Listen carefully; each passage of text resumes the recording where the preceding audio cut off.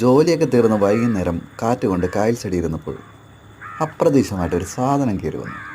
ഞാൻ സൂക്ഷിച്ചു നോക്കിയപ്പോൾ എന്തുവാണ് എന്നെനിക്ക് ആദ്യം മനസ്സിലായില്ല.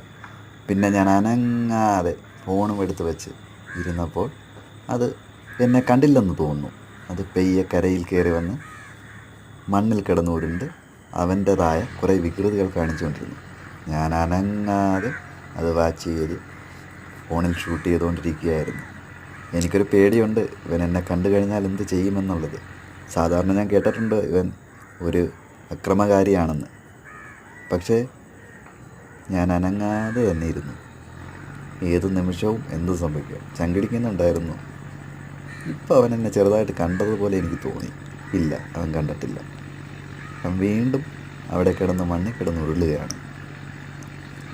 ഞാൻ ആകാംക്ഷയോടെ കാത്തിരുന്നു. അവൻ പെയ്യെ മുന്നോട്ട് കയറി ഒന്നുകൂടെ നിന്നു. അവിടെ ഇച്ചിരി ഉണങ്ങിയ മണ്ണായിരുന്നു. അവിടെ കിടന്ന് ഉരുണ്ട് പെരണ്ട് വീണ്ടും വെള്ളത്തിലോട്ട് ഇറങ്ങാനുള്ള അവൻ എന്നെ കണ്ടു.